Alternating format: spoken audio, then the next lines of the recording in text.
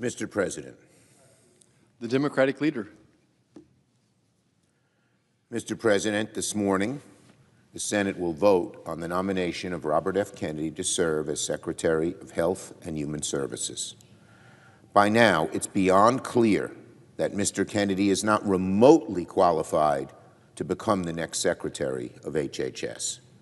In fact, Mr. Kennedy might be one of the least qualified people that Donald Trump could have chosen for the job. There are so many others who would have been better.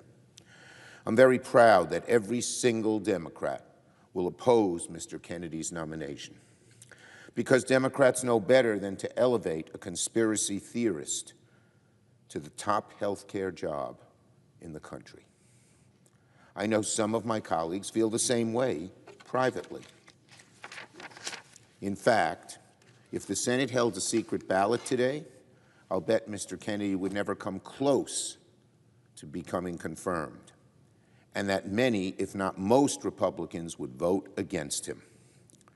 I think most likely most Republicans would vote against him if there were a secret ballot. But sadly and unfortunately for America, Republicans are being strong-armed by Donald Trump and will end up holding their nose and voting to confirm Mr. Kennedy. What a shame. What a travesty. I urge my Republican colleagues to think very carefully one last time before rolling the dice on Mr. Kennedy. A vote to confirm Mr. Kennedy is a vote to make America sicker. Mr. Kennedy has made a living not by promoting public health, but by actively fighting it. Mr. Kennedy is the face of the modern anti-vaccine movement. Mr. Kennedy has spent decades profiting off vaccine misinformation.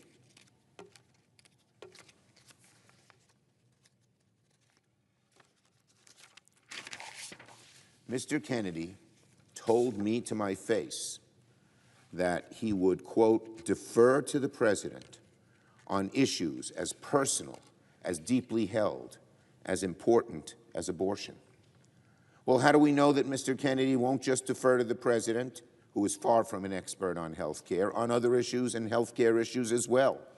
It's simple. We don't. But if he can change his view and defer to the president on something as deeply held as abortion, the likelihood is he'll change his view on many other health care issues to the detriment of the American people. One thing he won't change his views on is vaccines, I am sure, because he's held that so deeply. My Republican colleagues should think very carefully before voting to elevate a vaccine skeptic, a conspiracy theorist, to oversee our health care system. If confirmed, I fear greatly that Mr. Kennedy will take steps that severely undermine public health, weaken safety standards, and put the needs of for-profit corporations ahead of the needs of American families.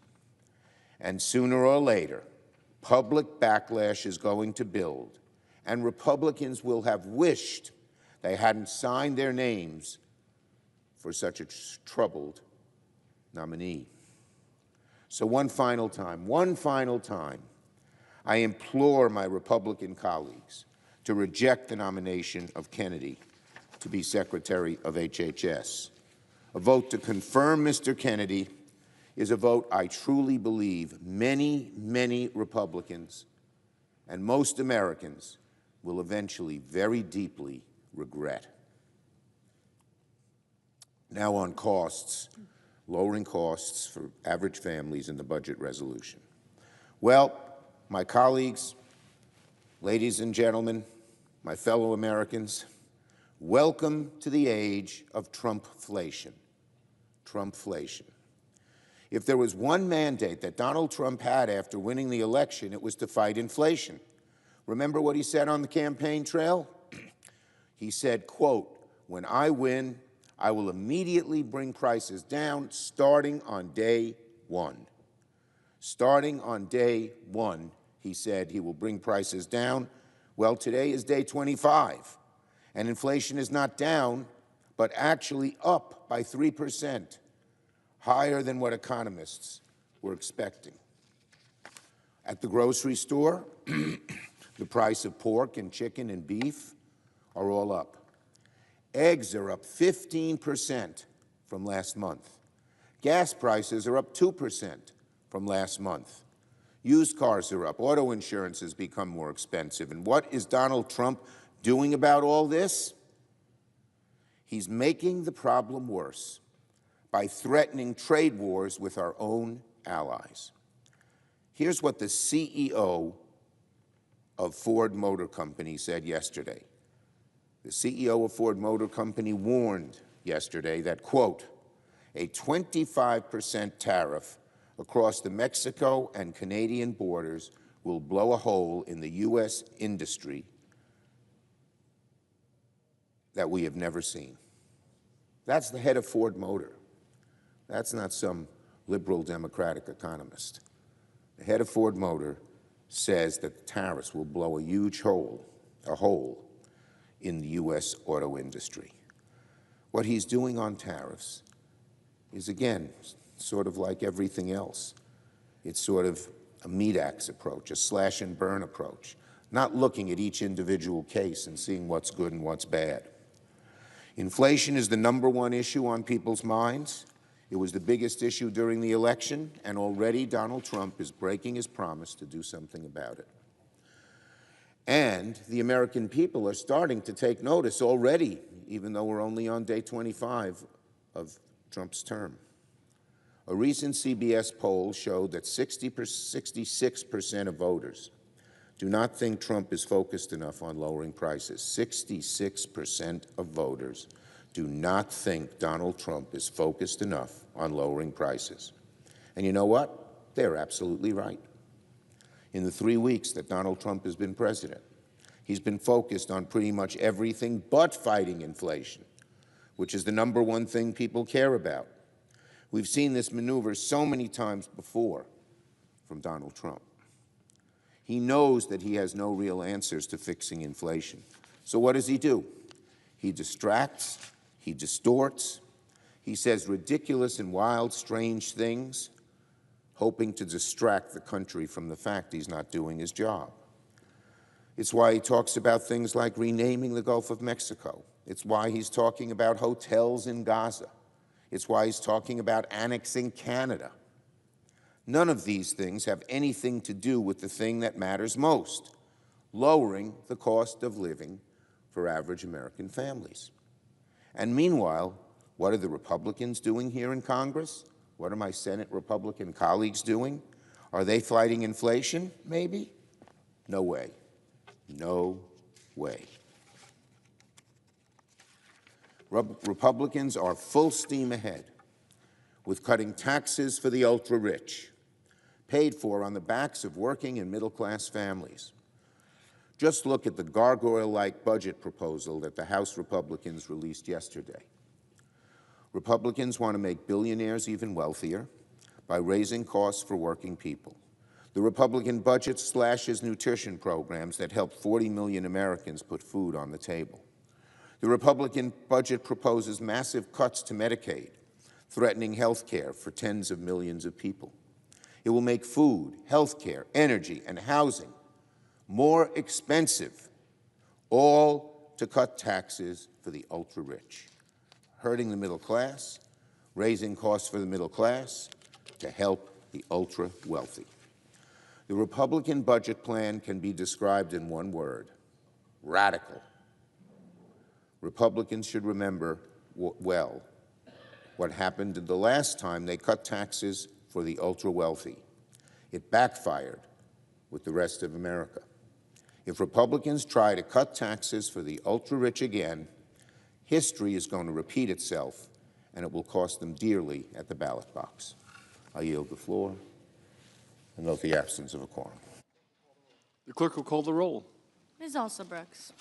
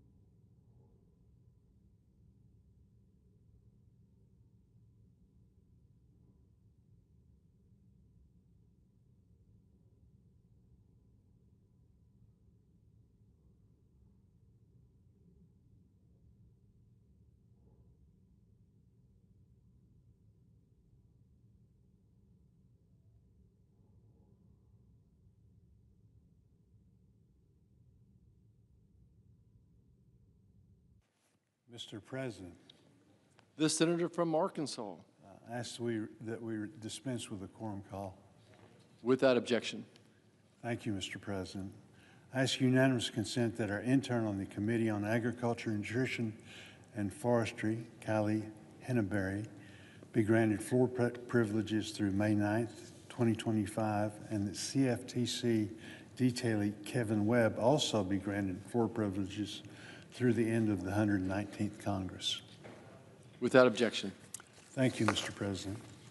Mr. President, I'm honored to speak on the floor of the Senate and support Brooke Rollins to be Secretary of Agriculture. The Senate will vote on her nomination to this cabinet position today, and I encourage my colleagues to vote yes. America's farmers, ranchers, foresters need a leader at USDA who will be an advocate for their livelihoods in rural America and be a strong voice to address the pressing needs of our agricultural community. Brooke Rollins is that person. In her hearing before the Senate Agriculture Committee, she pledged to do everything within her ability to ensure that our farmers, ranchers, and rural communities thrive. And we know she will follow through on that because rural America helped shape her into what she is today. She's leading a life of service that began with membership in her small town Texas FFA chapter and continues to credit her FFA advisor for his support and mentorship in her agriculture career. She invited him to attend the nomination hearing before the Senate Agriculture Committee last month, along with the Texas State FFA officer team she served with in high school. Texas Governor Rick Perry knew Brooke Rollins had a heart for Texas farmers and invited her to join his policy team where she advocated for agriculture. She continues that passion today. Her executive leadership during the first Trump administration and her regular collaboration with President Trump make her uniquely qualified to serve in this position and advocate for family farms. She understands the significant responsibility of this role during one of the most economically challenging times for agriculture producers. Hardworking farmers who grow our food are struggling to operate, let alone make a profit in this current economic climate. High inflation and steep input costs far outpacing depressed market prices have put many farm families on a course towards bankruptcy, with multi-generational operations fighting to continue their family legacy. In December, Congress approved natural disaster and emergency assistance to help producers obtain critical operating loans for this crop year. Ensuring delivery of this aid will be one of her first priorities as Secretary. I'm confident she will pursue policies to help rural American live up to its potential. While we first met during the first Trump administration, I've had the opportunity to get to know her better during her confirmation process, and she has demonstrated her enthusiasm for being a voice for small-town American and agriculture producers. I'm grateful she is willing to take on this big responsibility and willing to be part of the solution to help rural America at this time of unprecedented challenges. As chairman of the Senate Agriculture Committee, I've met with farmers, ranchers, and agricultural stakeholders from all over the country, and they have been sounding the alarm of the dire circumstances they face in producing a safe, affordable, and abundant supply of food. Farmers from my home state of Arkansas shared with the committee last week about the difficult conversations they are forced to have right now about continuing their multi-generational farms and risking their family's future in the industry. Unfortunately, this is a conversation many more farm families across the country will have if we do not act quickly. Congress must deliver an updated 5-year farm bill that modernizes the safety net in order to maximize liabilities in order to minimize the liabilities farm families take on when they plant their crops. Food security is national security. Our country is blessed to have grocery stores stocked with food to put on our tables. This is the result of the hard work of our farmers and ranchers. These producers need the tools to be successful and continue to grow the food, fiber, and fuel our nation depends on. I know Brooke Rollins shares my commitment to enhancing the policies that help farm families and rural communities thrive. Given her executive leadership, she is well prepared to hit the ground running, and as she walks through the doors of USDA as secretary and deliver the certainty and predictability our producers need. I look forward to working with her to strengthen rural America and the men, women, and families who call it home. I also want to thank everyone on both sides of the aisle in making it such that we could do this in such a expeditious way. It took a lot of cooperation. I think it just shows how important our farmers are to both Democrats and Republicans. It's one of the few areas that's not a partisan issue. It's all about helping the men and women that work so very hard to provide the food that we need. So with that, I yield back.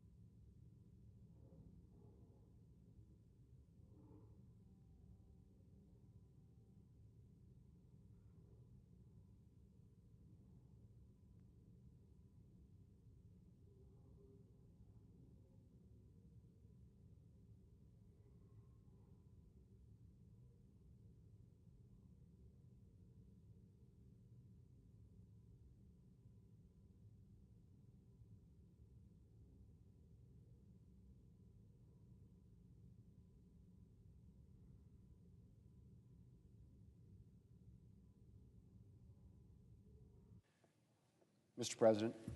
Majority Leader. Mr. President, anybody who knows me well knows that I say this a lot, and that is that agriculture is the lifeblood of South Dakota and the lifeblood of our country. And farmers and ranchers are hard at work every single day to feed America and the world. But what I hear lately from farmers and ranchers is not good. Agricultural producers across the country have faced strong headwinds in recent years. Higher input costs, high interest rates, lower commodity prices, all leading to declining farm income year after year. Natural disasters have struck many of our farm regions, and the bird flu continues to ravage agriculture across the country. Of course, the last few years, the Biden administration was hardly much help. It imposed burdensome regulations like WOTUS, or Waters of the United States, that threatened to devastate the farm sector. The administration put expanding market access on the back burner while our agricultural trade deficit grew to record levels.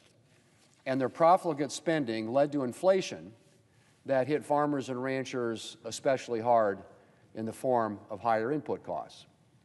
Meanwhile, Democrats here in Congress failed to prioritize a modernized farm bill to support agriculture through these challenges. And we are now more than a year past due for an updated farm bill. Mr. President, American farmers and ranchers deserve better. much better. And I expect things will be different under President Trump.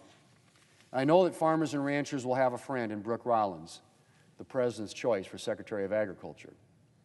Mrs. Rollins grew up in the small agricultural town of Glen Rose, Texas. She spent summers working for her family on their farm in Minnesota, helping with their corn, potato, and soybean crops. She was a 4-H'er, an FFA state officer, and a barrel racer. And her 4 kids are keeping up the family's way of life showing cattle in Texas. After studying agriculture development at Texas A&M, Mrs. Rollins went to work for then Governor Rick Perry, where she worked on agricultural policy. She then continued her ag work by building up a Texas think tank empowering the voices of farmers, ranchers, and rural communities. Then she served in President Trump's first administration, first leading the Office of American Innovation, and then the Domestic Policy Council. This President, Brooke Rollins, is a policy wonk with a farmer's heart. She understands the needs of agriculture producers, and she knows how to deliver results. And she promises to get right to work after she is confirmed on 4 key priorities. First, getting disaster and economic aid out the door and into the hands of farmers. Second, getting the bird flu and other animal disease outbreaks under control. Third, getting the Farm Bill done. And finally, revitalizing the U.S. Department of Agriculture to focus on its core mission and put America and American agriculture first. Mr. President, I'm looking forward to working with Mrs. Rollins on these key priorities. Under this Republican majority, delivering a modernized Farm Bill is a priority. And I'm glad that Mrs. Rollins has pledged to work with Congress on one of the top Farm Bill needs, which is strengthening the farm safety net, which is essential to keeping existing operations going and encouraging the next generation of producers to get started. I was also pleased to hear Mrs. Rollins acknowledge the need to improve management of national forests. The Black Hills National Forest, among others across the country, has seen its timber industry decimated by bad management policies. So I look forward to working with USDA under Secretary Rollins to provide relief from the dire situation in western South Dakota. And I'm encouraged as well that she will prioritize getting disaster and economic assistance out the door. Last year, many parts of the country suffered from natural disasters, including South Dakota. And as I said, farmers and ranchers have suffered lower commodity prices and declining incomes. In December, Congress passed $31 billion in agricultural disaster and economic assistance. And we need to get that money into the hands of farmers and ranchers working to rebuild. Mr. President, Brooke Rollins understands the mission of USDA. She understands the day-to-day needs of America's farmers, and she has the expertise to deliver results. I trust that she will put America's farmers and ranchers first as Secretary of Agriculture, and I look forward to working with her in this role. Mr. President, later today I will introduce a bill to repeal the death tax. As I mentioned, as a resident of a rural state filled with family farms and ranches, I have made death tax repeal a priority for a long time. And I was proud to help secure a doubling of the death tax exemption in the 2017 Tax Cuts and Jobs Act. This doubled exemption has provided certainty to a lot of farms and ranches and small businesses over the past 7 years. But the expanded exemption is expiring at the end of this year. And it's my hope that we will not merely extend this exemption, but that we will get rid of this fundamentally flawed tax once and for all.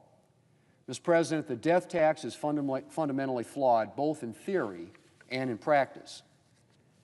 There should be a limit to how many times the government can tax you. The money you leave at your death has already been taxed by the government at least once, which makes the death tax double taxation. And the government isn't even profiting all that much from this double taxation. That's right, the death tax accounts for a teeny tiny fraction of government revenue. In fact, there's reason to believe that the government would collect more in taxes if it got rid of the death tax entirely, due to the economic growth and job creation that would stem from its elimination. So how is there any support left for this burdensome tax? Well, Mr. President, that's a good question. For some, of course, heavy taxation is axiomatic.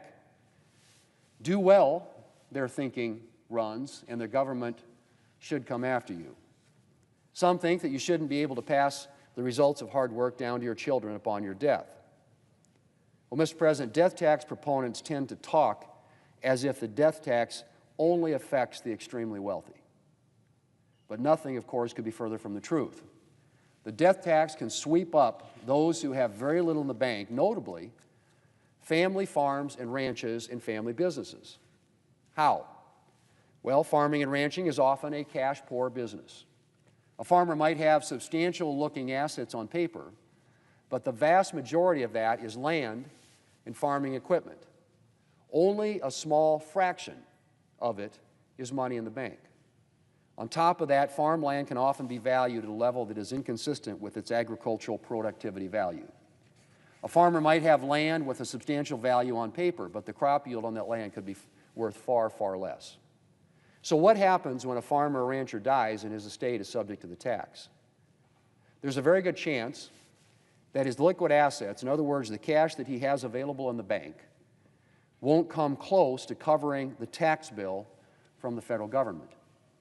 And the only alternative for his heirs may be to start selling off land or farm equipment to pay the tax. In some cases, they will be able to keep the farm, just a smaller version of it.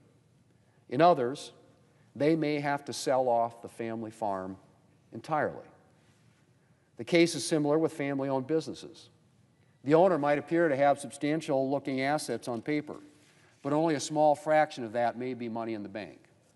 The vast majority may be tied up in the business. And once again, when the federal government comes around demanding a huge portion of this individual's taxable estate, there may not be anywhere close to enough money in the bank to pay the tax. To pay the federal government, the owner's descendants will have to sell off part or all of the family business. Now, Mr. President, family farms and ranches are the lifeblood of rural communities in South Dakota. They're a source of jobs. They provide support for local businesses. They help build up local schools and local infrastructure.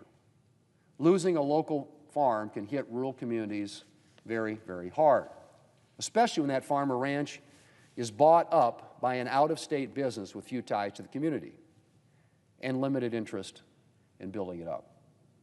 And Mr. President, it's not just those who actually get hit by the estate tax who suffer. A lot of family farms and ranches and family businesses spend a lot of time and money on estate planning to avoid being hit by this tax. That's time and money that could have gone into building their business, investing in new equipment, hiring new workers, and the list goes on. Some set aside capital to prepare for the death tax, capital that, again, could go into building up the farm or ranch or hiring new workers for the family business. As one of my Democrat colleagues, the senior senator from Washington, said a while back, and I quote, "The estate tax is bad for businesses, it is bad for workers and new job creation, and it is bad for our communities who are watching their local family-owned businesses get swallowed up by large corporations," end quote. Well, Mr. President, as I said, we protected a lot more family farms and family businesses by doubling the death tax exemption in the Tax Cuts and Jobs Act back in 2017. But we didn't protect them all. And those we did protect will lose those protections at the end of this year. It is time to end this punishing and burdensome tax once and for all. I want to thank my Republican colleagues who have joined me in sponsoring this legislation. And Mr. President, I hope that 2025 will be the year that we permanently bid farewell to the death tax. Mr. President, I yield the floor, and I suggest the absence of a quorum. Clerk will call the roll. Ms. Alsobrooks.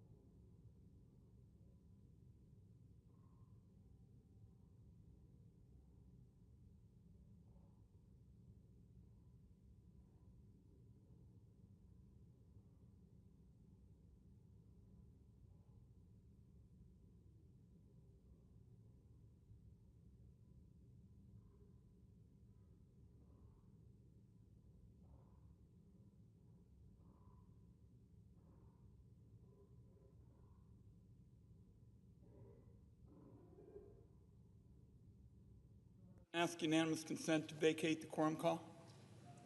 Without objection. Mr. President, I ask unanimous consent that I be permitted to speak for up to 15 minutes, Senator Crapo for up to 5 minutes, and Senator Schumer for 2 minutes prior to the scheduled votes. Is there an objection? Without objection.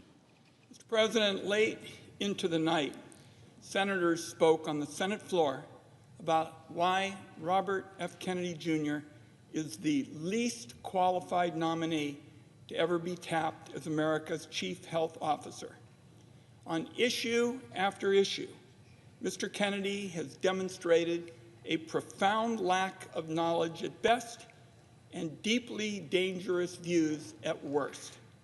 Mr. Kennedy has refused to tell Americans how he would manage health care issues that they're deeply worried about: vaccine safety, women's reproductive health, drug pricing, and affordable health care, to name a few. This leaves, Mr. President, millions of Americans alarmed about the future of health and science in America. Last week, 2 Oregon medical students approached me to talk about Mr. Kennedy's nomination. These medical students told me they were less concerned about the damage Mr. Kennedy would do as HHS Secretary in the weeks and months to come. These medical students are not only worried about the prospect of losing cures, treatments, and medical breakthroughs if Mr. Kennedy is confirmed. These medical students from Oregon told me that his unwillingness to take science and medical data seriously is going to harm science for decades to come. So I ask my colleagues to think about those medical students' words. Is that a legacy you want to leave behind as a result of supporting Mr. Kennedy? Senate Democrats have been making this exact case. In his hearing before the Finance Committee, I asked Mr. Kennedy to square his anti-vaccine views with more recent statements designed to appease a number of our senators who are quite nervous about his nomination. In his testimony, he used the fact that his own children were vaccinated to prove he was not anti-vaccine. But the record shows that just a few years ago, he said he would, quote, do anything and pay anything to go back in time in order to prevent them from getting those vaccines. Elsewhere in his testimony, Mr. Kennedy stated he was not anti-vaccine, but rather pro-safety. But about 18 months ago, he said on a podcast, and I quote, no vaccine is safe and effective. In other words, Mr. President, in the Senate Finance Committee, we brought the evidence, we brought the receipts, and Mr. Kennedy said nothing to actually disavow his prior statements. He stuck by the time-worn tactics of a conspiracy theorist. Always ask for more evidence and never accept the evidence that's placed in front of you. Even some of my colleagues on the other side of the aisle are now deeply disturbed by Mr. Kennedy's refusal to entertain evidence that would require him to change his mind on vaccine safety. Nevertheless, it sure looks like my Republican colleagues have bowed to pressure from Donald Trump and are poised to hand Mr. Kennedy the platform he has been seeking for 2 decades to push fringe views. So before the Senate votes, I'd like to take a moment to talk a little bit about the fights ahead on health care. Republicans in the House are already pressing ahead this morning with their plan to kick millions of Americans off of their health insurance in order to fund more tax cuts for those who are very wealthy. And as HHS Secretary, Mr. Kennedy is going to be a key player in this effort. While senators were on the floor speaking yesterday, the Senate Budget Committee debated a budget resolution that unlocks the legislative tools Republicans need to make good on their go-it-alone plan. At the same time, the House Budget Committee released its own budget resolution that will be debated today. Mr. President, what is clear in both of these blueprints, in their game plan, is that Medicaid cuts are at the top of the list. 81 million Americans rely on health care coverage under Medicaid, and the CHIP program for kids. Those people are folks with disabilities, low-income families, seniors, and of course children. The damage and destruction to American families if Republicans go through with their plans to gut Medicaid cannot be overstated. Take nursing homes, for example. 2 out of 3 nursing home residents are currently being covered for their health care by Medicaid. Imagine you visit your mom in her nursing home in the months after the Republican bill makes steep cuts to Medicaid. Your mom complains there are fewer and fewer staff.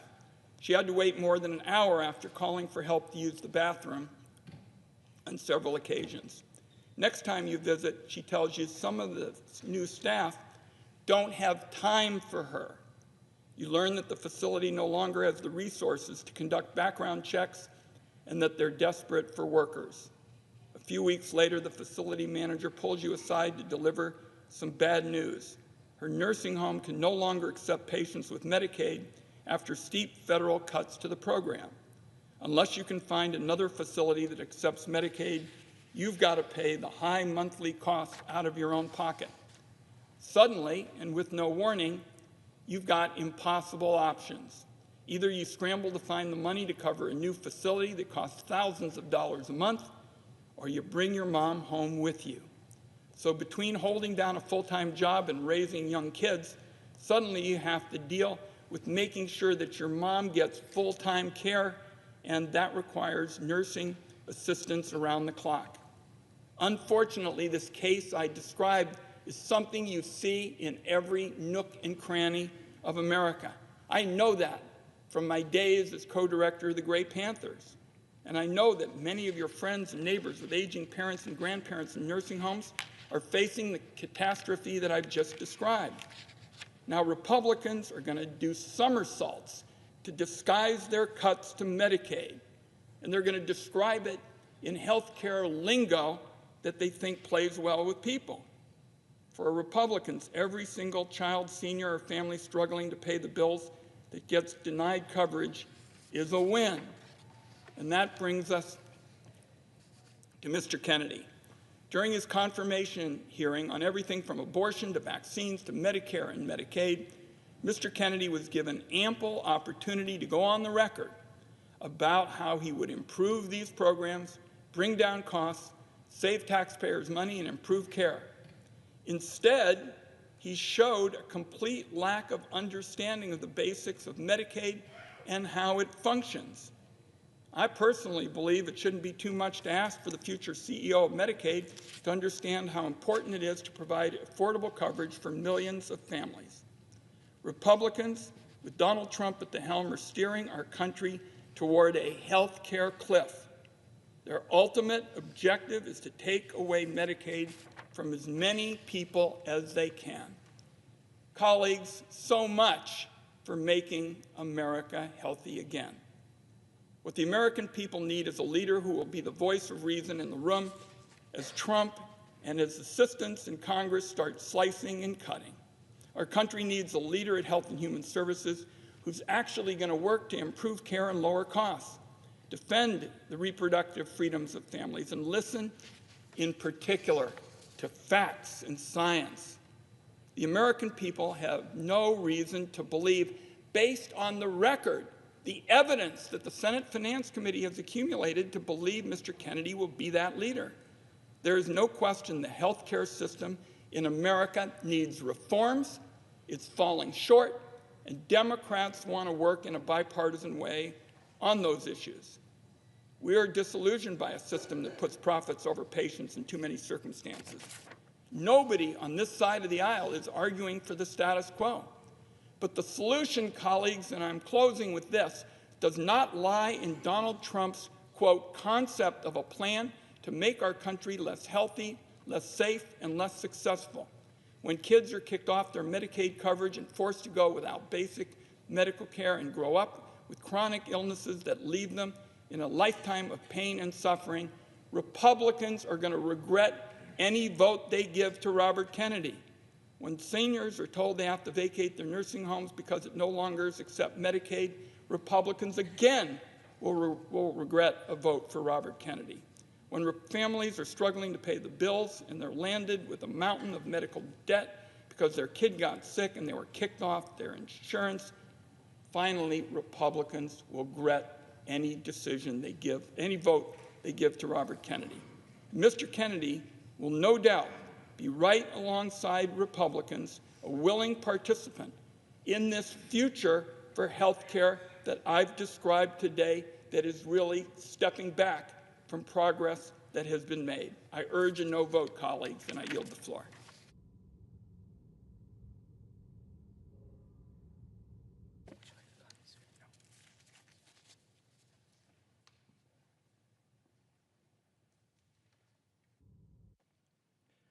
Mr. President. Senator from Idaho. Thank you, Mr. President.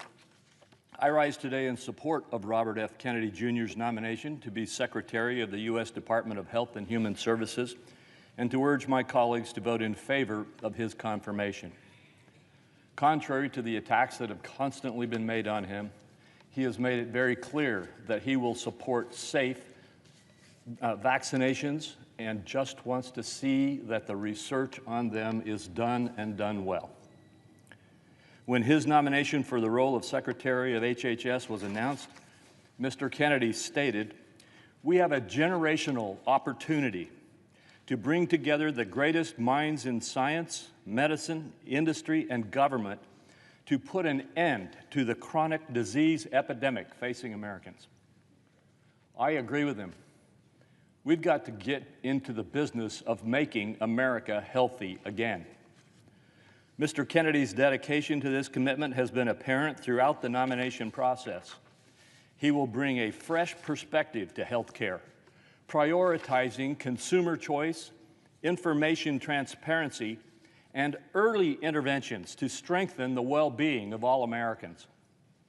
He has been responsive to a wide variety of questions from members on both sides of the aisle, appearing before 2 committees and answering hundreds of questions for the record, not to mention going through the extensive vetting process of the Finance Committee, which I chair, which is the most extensive vetting process that any candidate in the Senate goes through, for a position in this administration goes through in the Senate.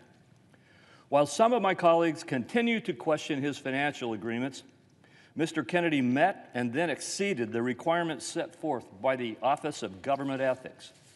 Mr. Kennedy has participated in one of the most extensive processes, as I've said, that our Senate puts a nominee through, and has succeeded in meeting those standards. And I encourage my colleagues to support his nomination. Now, before I close, I want to respond briefly to the comments that we've heard today here on the floor and all day yesterday in a long Budget Committee hearing to set up the first reconciliation legislation to come before the Congress. It was said today that Republicans are going to take Medicaid away from children. They are going to take health care away from seniors. It was said yesterday that we were going to go after pretty much old people, young people, middle-aged people, and every other kind of people, because we are going to destroy the support base that they have here in the federal system. The fact is, this is the politics of fear, the politics of claiming things that are going to happen which are not going to happen. The reality is that yesterday's Budget Committee meeting was not on health care. There was nothing done in the meeting yesterday that would have done any of the things that you've heard on the floor today. What we did do yesterday was to set up a process so we can provide some significant extra spending authority to our government to close the border and deport the violent criminals who have come into our country in the millions in the last few years.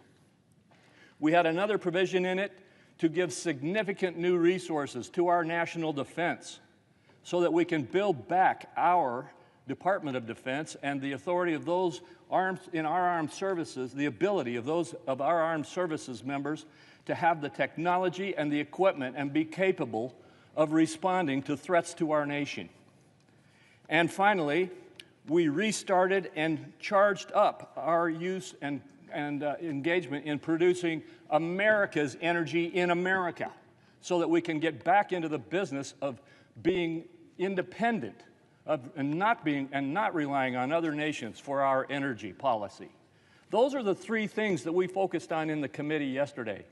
And by the way, each one of those was a little bit costly, and every one of those was offset so that there was no increase in federal spending. Mr. President, I think we need to argue over facts when we get into these debates. We're going to have a tremendous number of debates.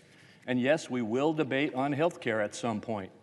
But yesterday, and what we did yesterday, was focused on the border, on national defense, and on reboosting our energy production in America. I encourage a strong yes vote for Robert F. Kennedy to be the next Secretary of the U.S. Department of Health and Human Services. Mr. President, Senator from Oregon. I would ask unanimous consent for 1 minute for an opportunity to respond to my colleague from Idaho.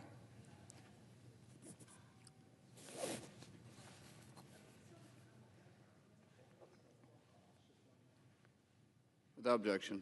Thank you, Mr. President. I would only say to my friend from Idaho that he says this is not going to happen, that people are going to be safe and seniors on Medicaid and the like will be safe. I would just say to my colleague, it starts today in the other body of Congress. I'd say to my colleague, the process of setting in motion these cuts to essential health care services begins today. We can read about it in the publications about the congressional schedule.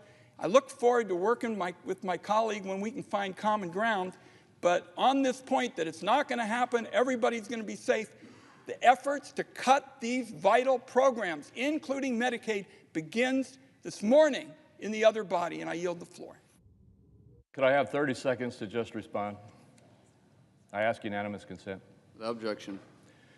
Mr. President, I would simply say that we hear this every time we look at trying to address the spending excesses in our government.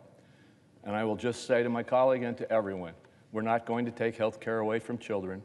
We're not going to take health care away from adults, from seniors, or middle-aged people. We are not going to attack the benefits that people get under Medicare. And frankly, we will reform some of the spending, yes, but we will not do all of the terrible things that are being spun up to try to attack this effort to control the excessive spending in our government. Democrat leader. Thank you, Mr. President. Mr. President, the fact that we're here right now, that we're even here right now, voting on this wildly unqualified conspiracy theorist to trust with one of the most life or death jobs, HHS Secretary, charged with protecting the health of every single American, should be an affront to every senator and the millions of Americans that will be impacted by this horrific nomination. My colleagues on the other side of the aisle, I implore you, think one last time about this vote. My colleagues on the Republican side, you know the consequences of what you're doing. My colleagues on the Republican side, you know how dangerous this is. My colleagues on the other side, you know you are not putting your constituents, their health, their families first when you vote yes.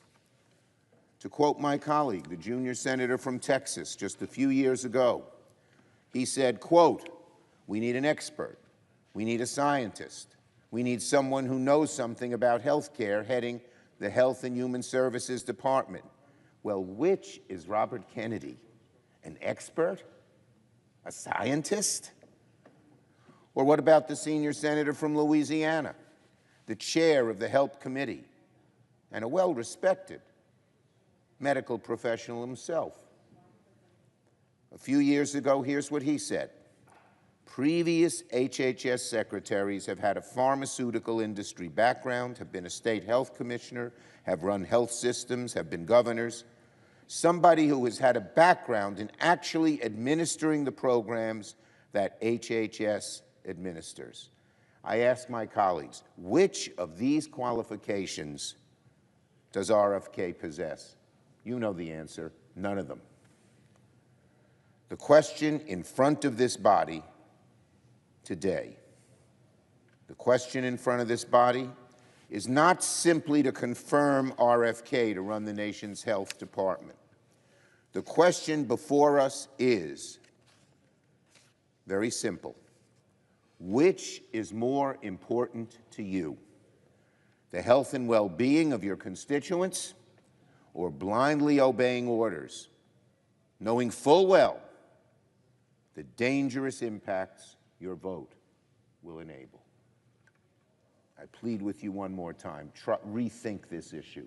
This is dangerous, this is wrong, very wrong. I yield the floor.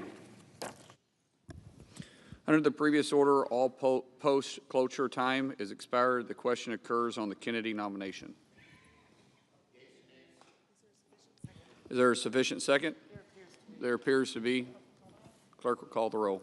Ms. Alsobrooks, Ms. Baldwin, Mr. Banks, Mr. Barrasso, Mr. Bennett, Mrs. Blackburn, Mr. Blumenthal, Ms. Blunt-Rochester, Mr. Booker, Mr. Bozeman, Mrs. Britt, Mr. Budd, Ms. Cantwell, Mrs. Capito, Mr. Cassidy, Ms. Collins, Mr. Coons, Mr. Cornyn.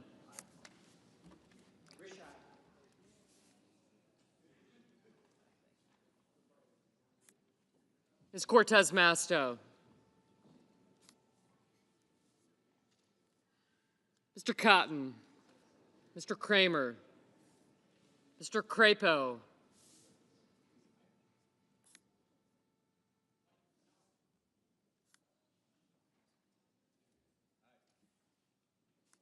Mr. Cruz, Mr. Daines, Ms. Duckworth,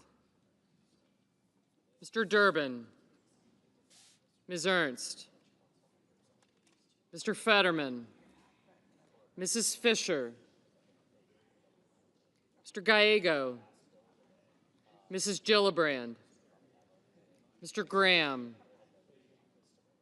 Mr. Grassley, Mr. Haggerty, Ms. Hassan, Mr. Hawley, Mr. Heinrich, Mr. Hickenlooper, Ms. Hirono, Mr. Hoven, Mr. Husted, Mrs. Hyde-Smith, Mr. Johnson, Mr. Justice, Mr. Kane, Mr. Kelly, Mr. Kennedy, Mr. Kim, Mr. King, Ms. Klobuchar,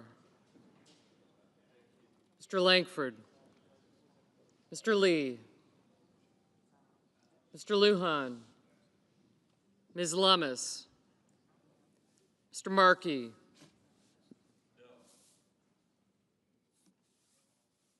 Mr. Marshall, Mr. McConnell,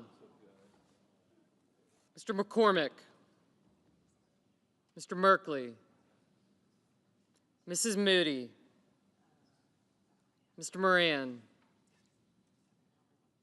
Mr. Moreno, Mr. Mullen, Ms. Murkowski, Mr. Murphy, Mrs. Murray,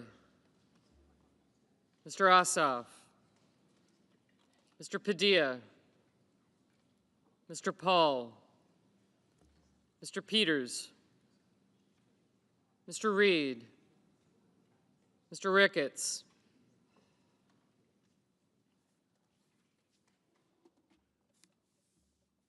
Mr. Risch, Ms. Rosen, Mr. Rounds, Mr. Sanders, Mr. Schatz, Mr. Schiff, Mr. Schmidt, Mr. Schumer, Mr. Scott of Florida, Mr. Scott of South Carolina, Mrs. Shaheen, Mr. Sheehy, Ms. Slotkin, Ms. Smith, Mr. Sullivan,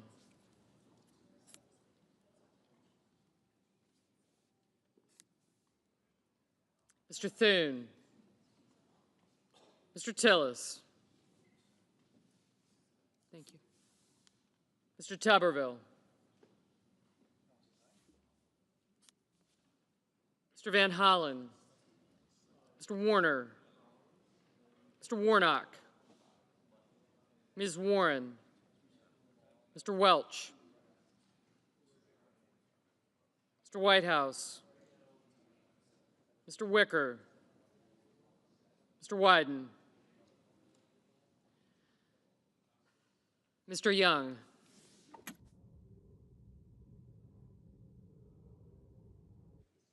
Senators voting in the affirmative: Bozeman, Cornyn, Crapo, Graham, Mullen, Risch, Rounds, and Tuberville.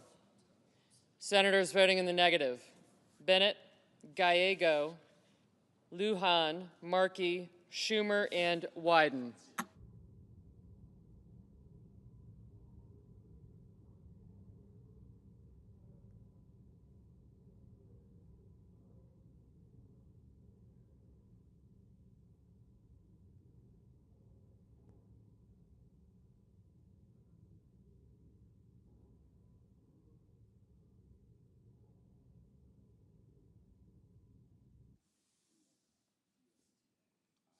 Mr. Wicker, aye. Mr. Marshall, aye.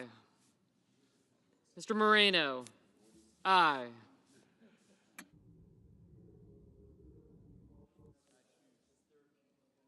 Mrs. Britt, aye. Mr. Heinrich, no.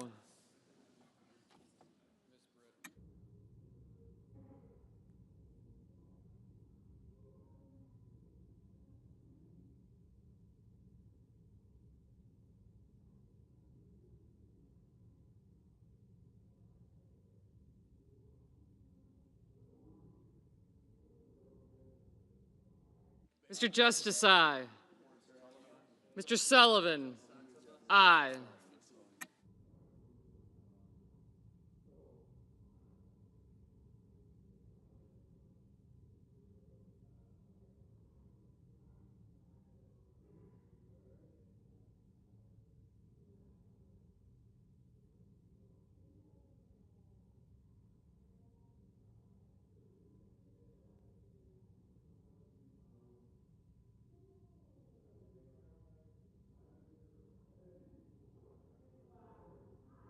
Mrs. Blackburn, aye.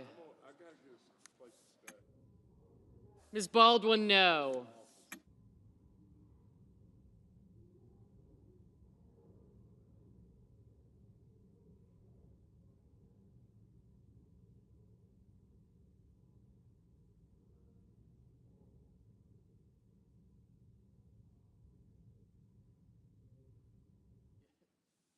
Mr. Murphy, no.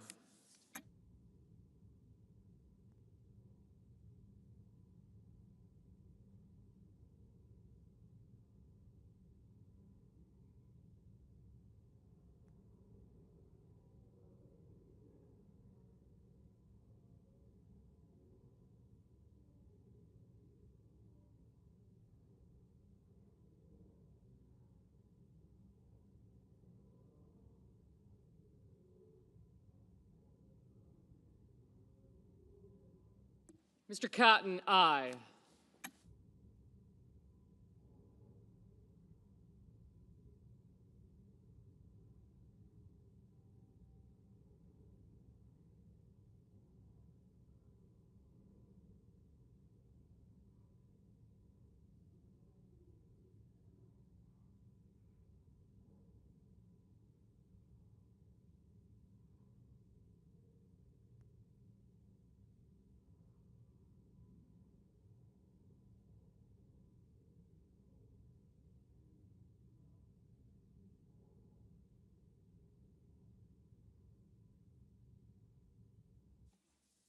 Ms. Also Brooks, no.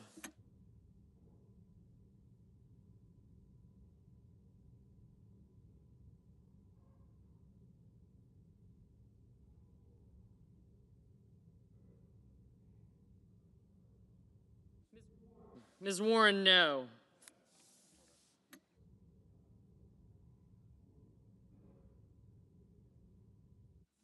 Mr. Young, aye.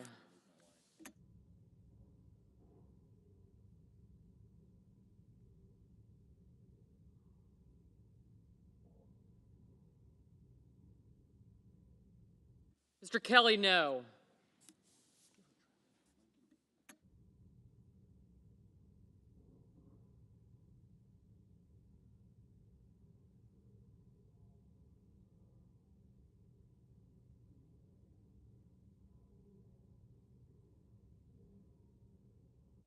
Mr. Johnson, aye.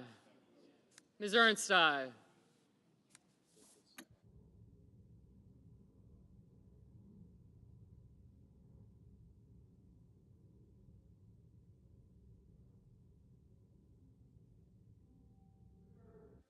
Mr. Durbin, no.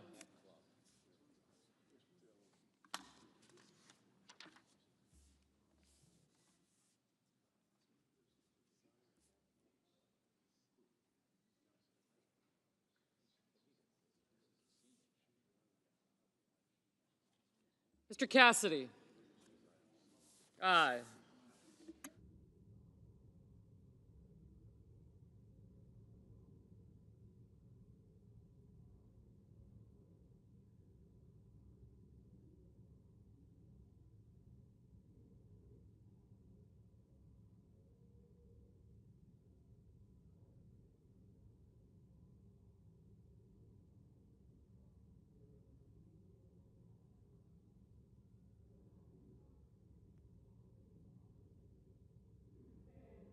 Mr. Sanders, no.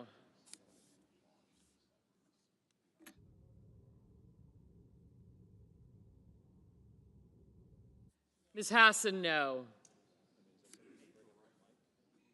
Mr. Peters, no. Mr. Barrasso, aye. Mr. Reed, no.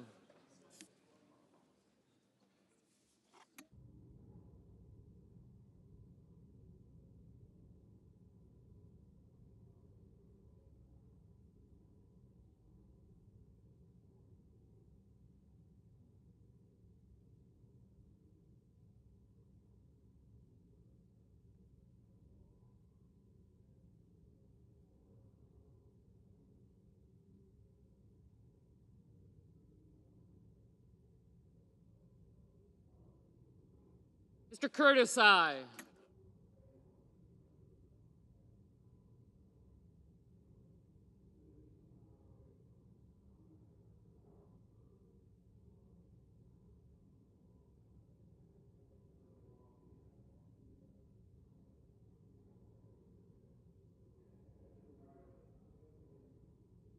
Mr. Ricketts, aye. Mr. Thune, aye.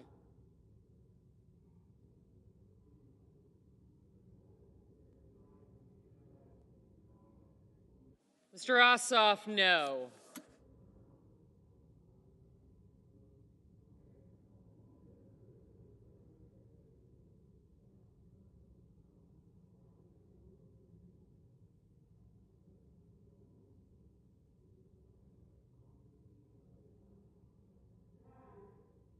Mr. Haggerty, aye.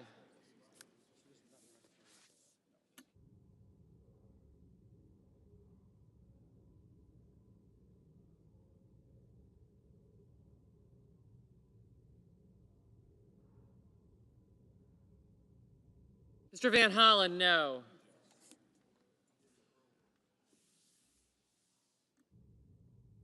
Ms. Rosen, no.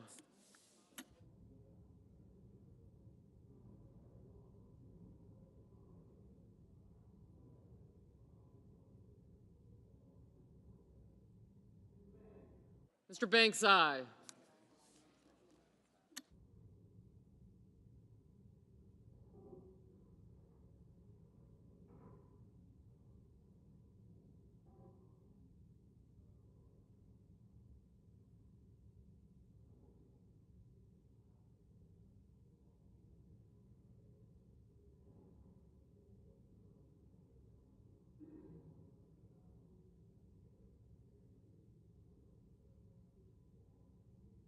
Mr. Tillis, aye.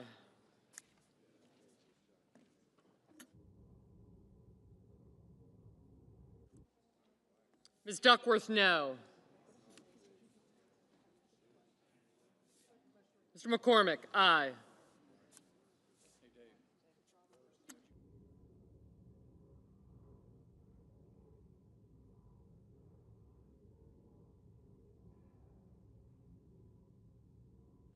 Ms. Cortez Masto, no.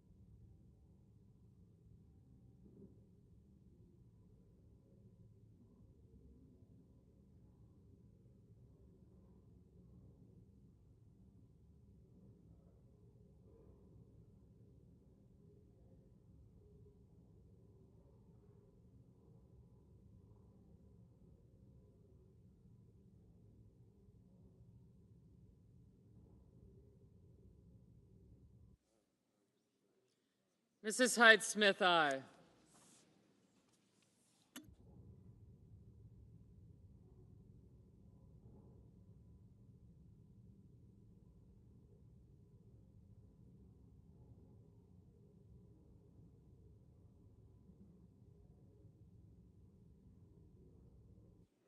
Ms. Blunt Rochester, no.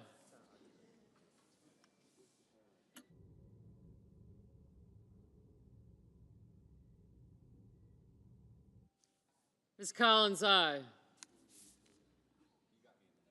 did, thank you.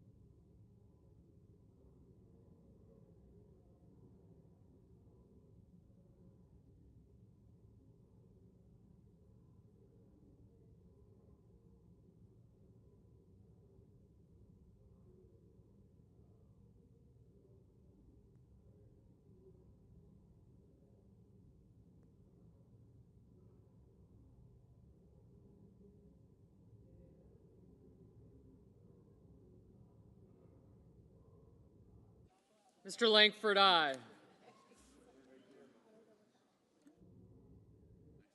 Mr. Sheehy, aye.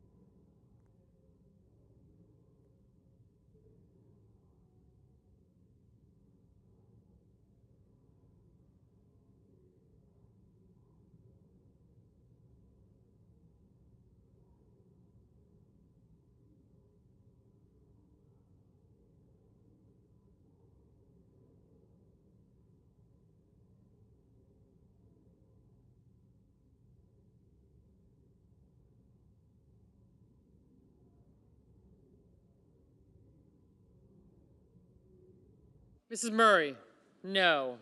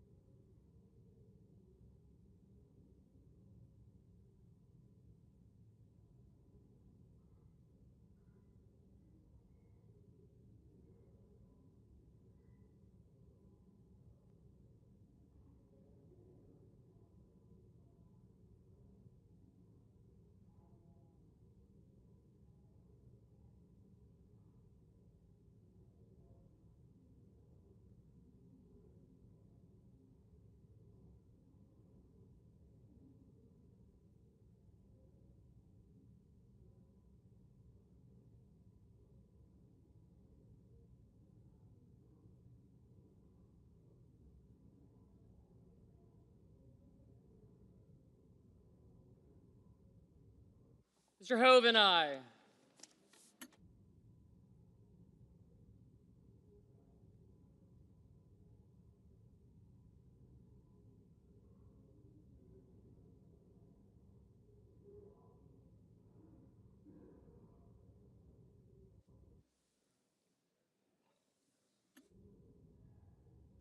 Mr. Scott of South Carolina, aye.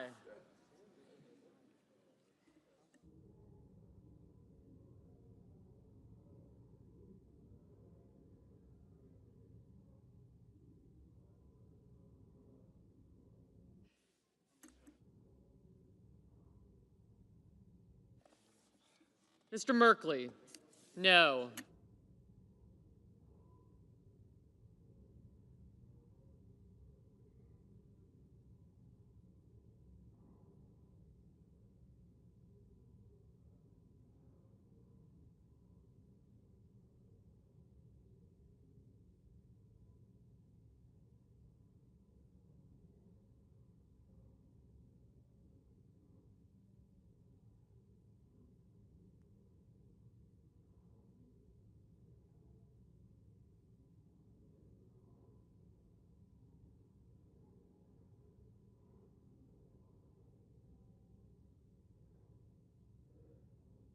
Mr. Budd, aye.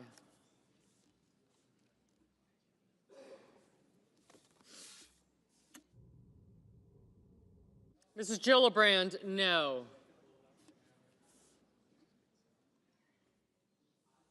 Mr. Moran, aye.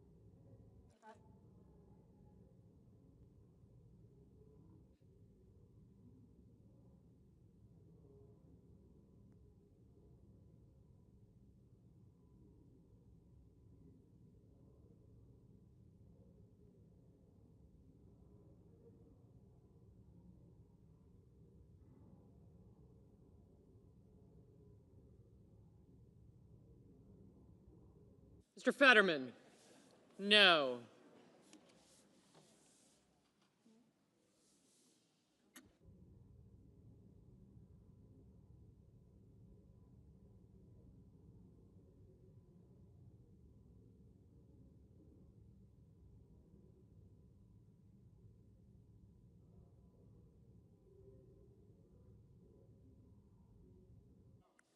Mr. Schatz? No. Ms. Smith? No.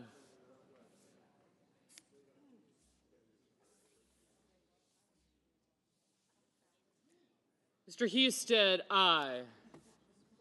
Ms. Lemus? Aye.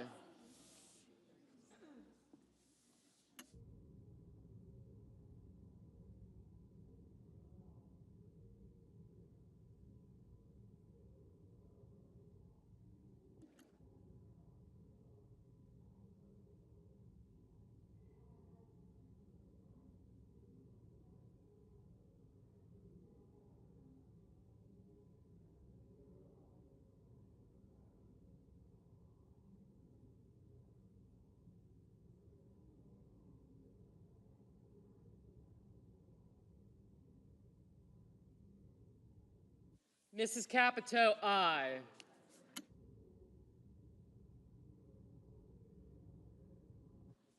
Ms. Cantwell, no.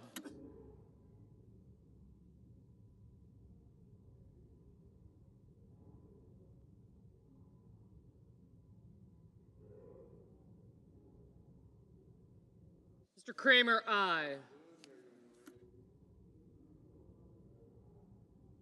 Mr. Kim, no.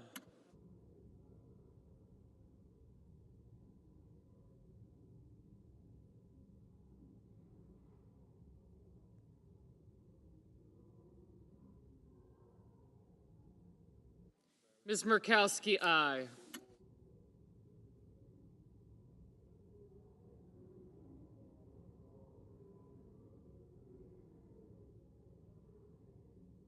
Mr. Coons, no. Mr. Kane, no.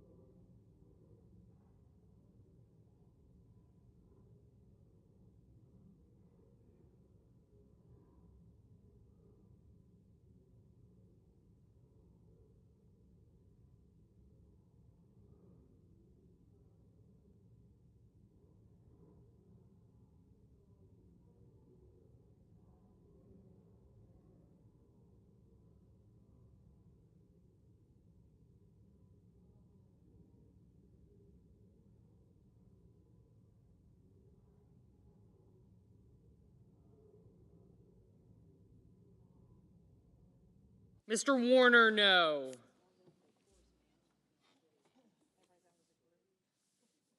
Mr. King, no.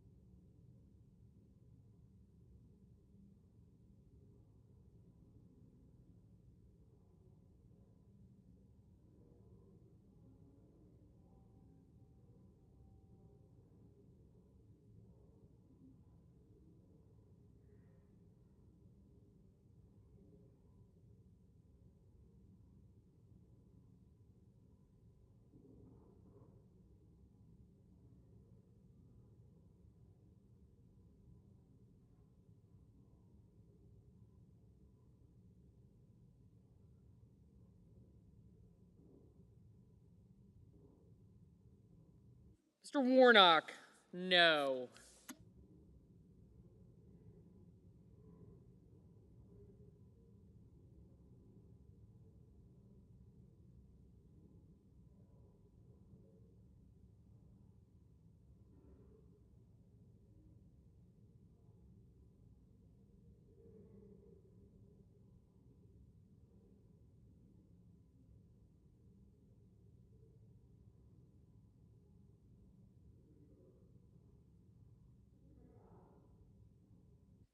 Mr. McConnell, no.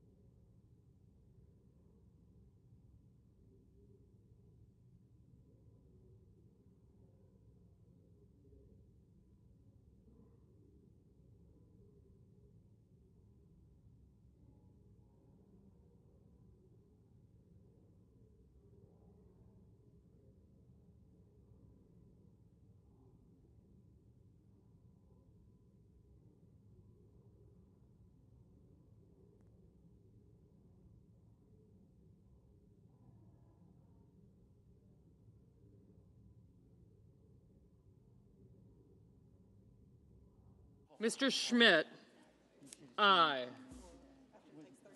Mr. Cruz, aye. Mr. Lee, aye. Mrs. Moody, aye. Mr. Daines, aye. Mr. Schiff, no. Mr. Booker, no. Mr. Padilla, no. Mr. Blumenthal, no.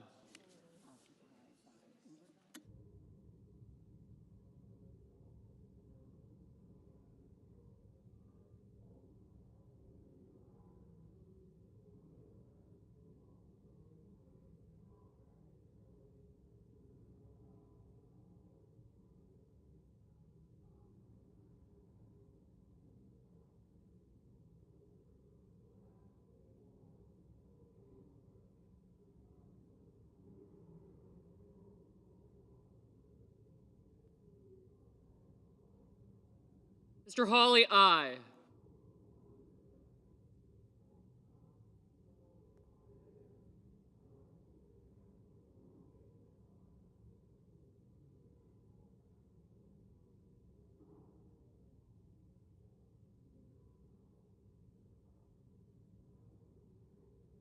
Mr. Kennedy, aye.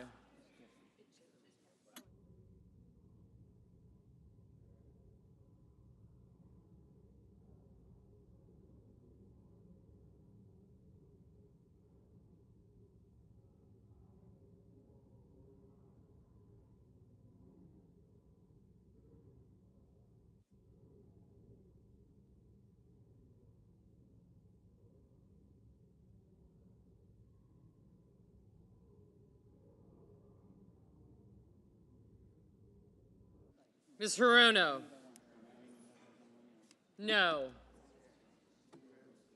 Mr. Grassley, aye.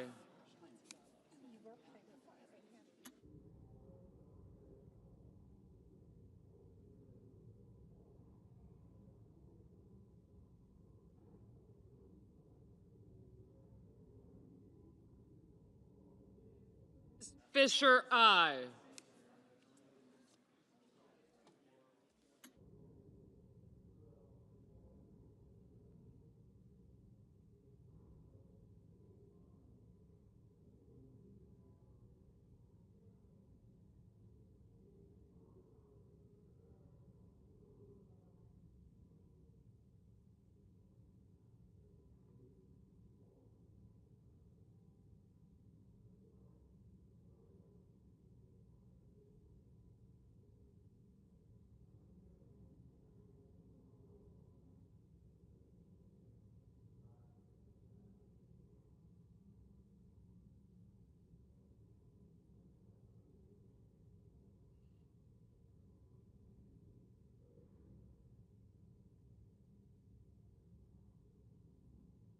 Ms. Slotkin? No. Ms. Klobuchar? No. Mr. Whitehouse? No.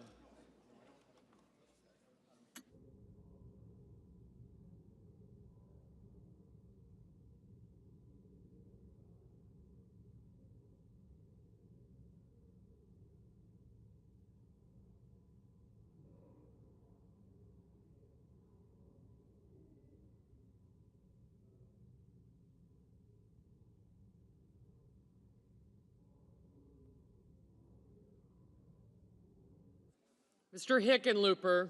No.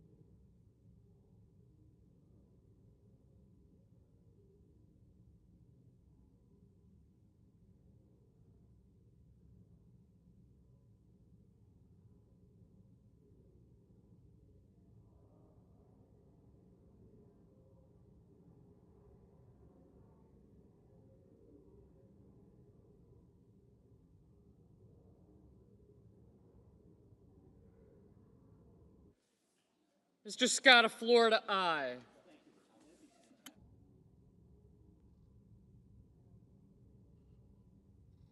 Mr. Welch? No.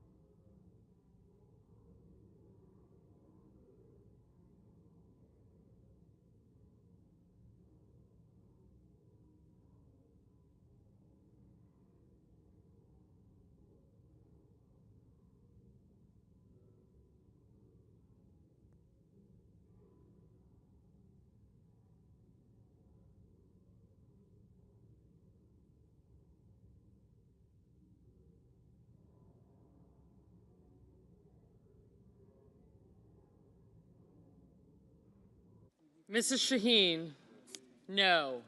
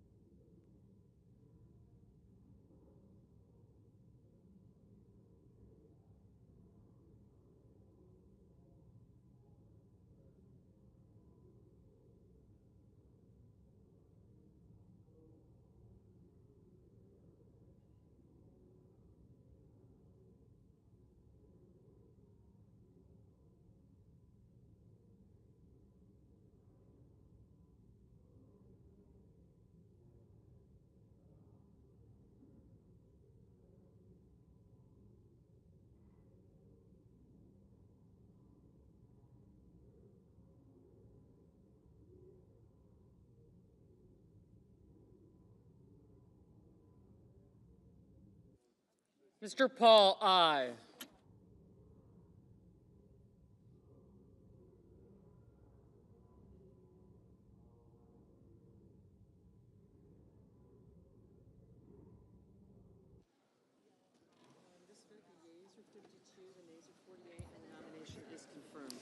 On this vote, the yeas are 52, the nays are 48. The confirmation is confirmed. Just number 4? Yeah, but just number 4. Under the previous order, the motion to reconsider is considered made and laid upon the table, and the President will be immediately notified of the Senate's action. Under the previous order, the cloture motion with respect to the Rollins nomination is withdrawn. The clerk will report the Rollins nomination. Department of Agriculture, Brooke Rollins of Texas to be Secretary. The question occurs on the nomination.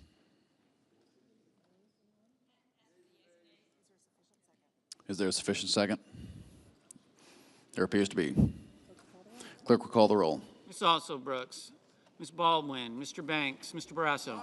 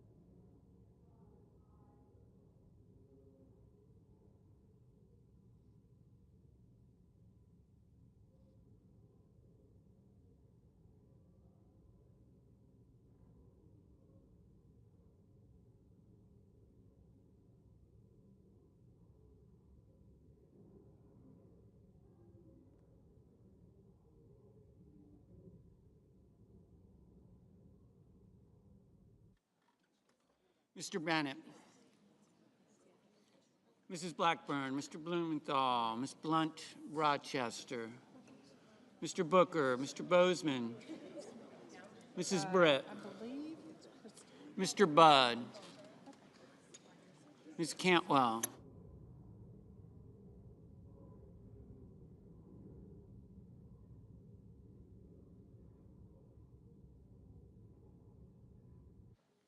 Mr. Cassidy, Ms. Collins, Mr. Coons, Mr. Cornyn, Ms. Cortez Masto, Mr. Cotton, Mr. Kramer, Mr. Crapo, Mr. Cruz, Mr. Curtis, Mr. Daines, Ms. Duckworth, Mr. Durbin, Ms. Ernst, Mr. Fetterman, Mrs. Fisher, Mr. Gallego, Mrs. Gillibrand, Mr. Graham, Mr. Grassley, Mr. Haggerty, Ms. Hassan, Mr. Hawley, Mr. Heinrich, Mr. Hickenlooper, Mr. Rono, Mr. Hoven,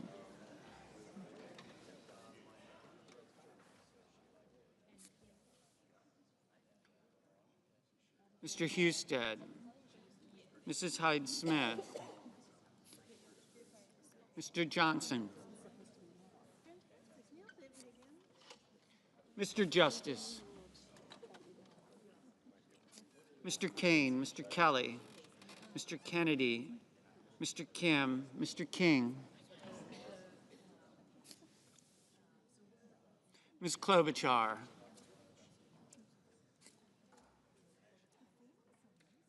Mr. Langford, Mr. Lee, Mr. Lujan, Ms. Lummis, Mr. Markey, Mr. Marshall,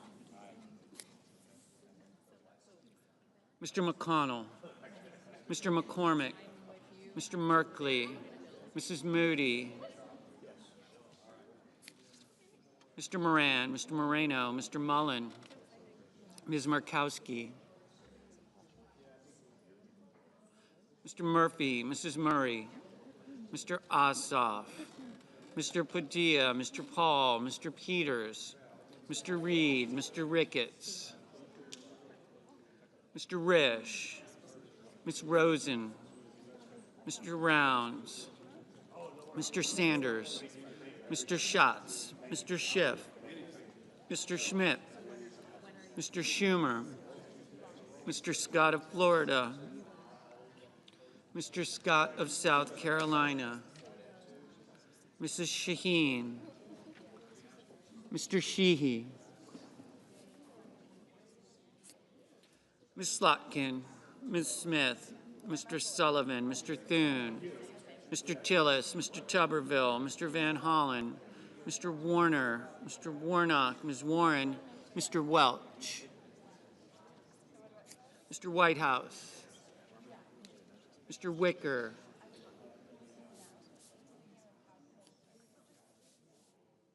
Mr. Wyden, Mr. Young,